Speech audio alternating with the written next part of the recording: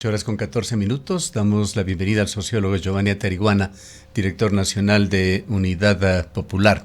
Sociólogo Atariguana, quisiéramos conocer cuál es la opinión, la visión de Unidad Popular de los sectores de la izquierda ecuatoriana con respecto a los anuncios hechos este jueves por el gobierno nacional. Muy buenos días, Gustavo. Un fuerte abrazo, un saludo a toda la audiencia en la región austral del país. Bueno, Unidad Popular hace semanas atrás ya presentó una demanda de inconstitucionalidad en la famosa Ley de Integridad Pública, porque veíamos lo que está viniendo ahora, una política de despidos masivos en el sector público, que por supuesto no responden sino a la lógica de achicar, entre comillas, del Estado y los acuerdos que tiene el presidente Daniel Noboa con el Fondo Monetario Internacional. Este anuncio y ya la desvinculación en estos días de 5.000 servidores públicos sin ningún tipo de proceso, sin ninguna evaluación, sin derecho a la defensa, sin sumario, sin motivación, por supuesto es un golpe a la economía de esas familias que se quedan sin el sustento diario, cómo van a financiar el tema de los estudios, de la salud, de la alimentación de esos hogares, pero que también, como es lógico, afecta a la economía en general ecuatoriana. Porque cuando hay despidos, efectivamente la capacidad de compra, la economía se resiente. Y hay que tener claro, Gustavo, que esta es una primera ola de despidos, porque el acuerdo con el Fondo Monetario, si uno revisa los adendum, los entendimientos que ha firmado con el Fondo Monetario Internacional, nos habla que hasta el año 2028 el gobierno se compromete a reducir lo que ellos llaman la masa salarial en al menos 1.8 del Producto Interno Bruto. Eso, según algunos expertos, establece el despido entre 50 y 70.000 servidores públicos. Es decir, este elemento que golpea a las familias ecuatorianas va a seguir gravitando en los próximos días. No hay que olvidarnos que la famosa Ley de Integridad Pública está planteando un, entre comillas, sistema de evaluación, efectivamente, y que los siguientes despidos serán los próximos meses. El gobierno, con el decreto 57 firmado por Daniel Noboa, habilitó los despidos masivos sin mayor motivación, particularmente los que tienen que ver con la supresión de partidas.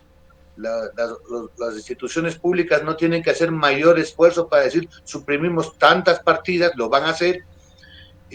Obviamente van a dar por terminado en cualquier momento los nombramientos provisionales, sin motivación, vuelvo a insistir, y son cerca de nombramientos provisionales y contratos ocasionales que también pueden terminarse en cualquier momento, 200.000 servidores públicos que están en la cuerda floja. Desde ese punto de vista, nosotros nos sumamos en solidaridad con los servidores públicos, por supuesto, y expresamos nuestro rechazo y vamos a estar junto a las organizaciones sociales levantando cada acción que corresponda. Habrá que establecer, por ejemplo, medidas de protección ante los jueces en cada caso que se va estableciendo. Vamos a insistir en las jornadas de lucha para que la Corte Constitucional dé paso a las demandas y que establezca medidas cautelares, Gustavo, porque es evidente que los daños que está ocasionando esta ley y este reglamento ya comienzan a ser irreparables. Como elemento de análisis vamos a poner en pantalla un mensaje en X de Alberto Dajic, ex vicepresidente de Ecuador, que es lo que dice: nos llenamos de esperanza. El gobierno indica que se reducirán 5.000 cargos públicos innecesarios en poco tiempo. La noticia es todavía mejor. Se plantea reducir 50.000 en los próximos años. Más que leyes, el país necesita acciones. Este es un ejemplo de lo mucho que se debe hacer. Su comentario. Gustavo, esa es la opinión de quien dirigió la política económica en los años 90, que fue calificado de terrorista económico y que quebró al país. Toda la diáspora de migrantes a finales del siglo XX tiene que ver precisamente con este tipo de políticas. Y presidente Daniel Noboa. Porque además esta política se está implementando sobre la base de engaños y falsedades.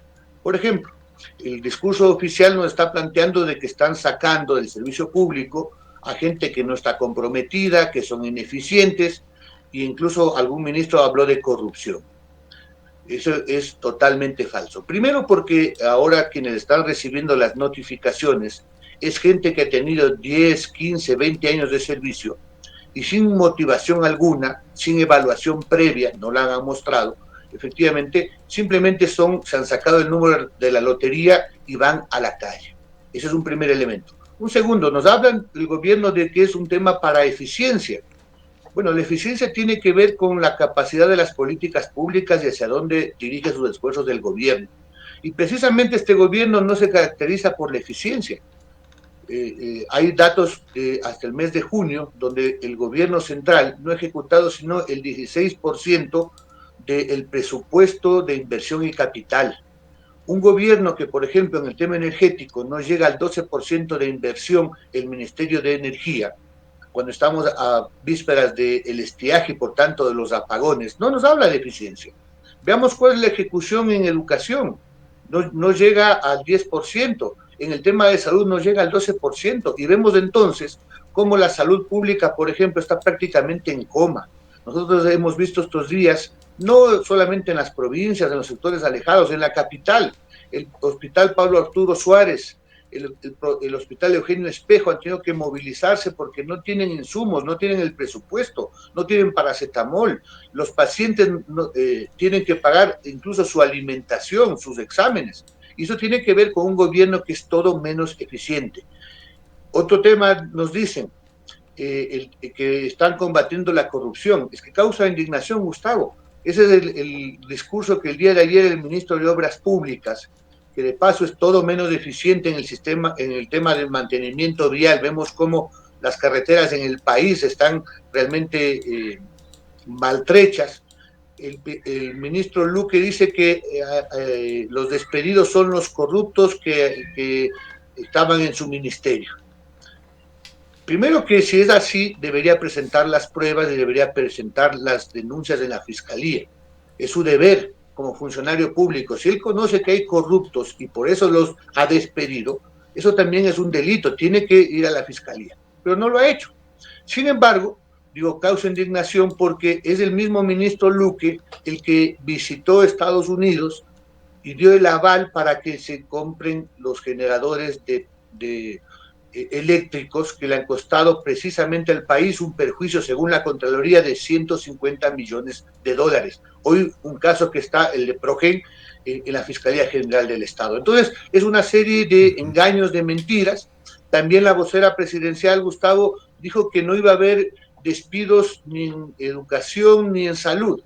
Pues bien, la Federación Médica Ecuatoriana la noche hizo público que hay varios profesionales de la salud, enfermeras, obstetras, que han sido despedidos de la maternidad Isidro Ayora en la capital de la República. Incluso mencionó a un médico, la Federación Médica Ecuatoriana, insistiendo en este tema de los despidos. Sociólogo Atariguana, el presidente de la República, en sus declaraciones en el marco de las festividades de Guayaquil, dio a entender, y lo dijo bastante claramente, que esos 5.000 despidos no serán precisamente una reducción en el tamaño del Estado.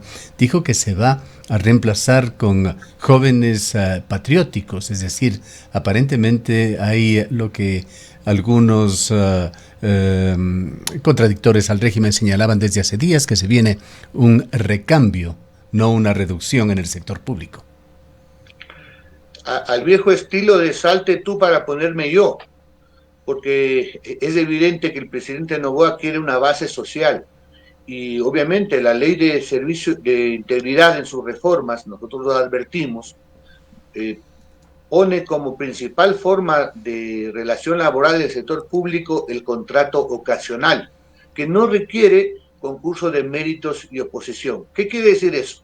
Que eventualmente varios de los puestos que están siendo despedidos familias ecuatorianas van a ser, digamos, ocupados por partidarios del presidente Noboa. Es decir, no necesitarán méritos, sino simplemente el carnet de ADN, lo cual, por supuesto, es completamente, digamos, injusto y obviamente atenta a la democracia del país. Sociólogo Atariguana, ahora permítame preguntarle, ¿qué va a hacer la oposición, si es que hay una oposición clara y definida Los procesos electorales que ha vivido Ecuador han dejado muy maltrechos a los partidos y movimientos políticos. Se habla por parte de destacados analistas hoy en día que existe una muy limitadísima capacidad de articulación de la oposición y que esto permite justamente anuncios de la magnitud que se han dado, que además es sólido puente tendido entre la Asamblea Nacional y el Ejecutivo, van a atenuar finalmente el impacto negativo de estas medidas. ¿Qué es lo que van a hacer partidos, movimientos que no han tenido éxito en los últimos tiempos como Unidad Popular en las urnas?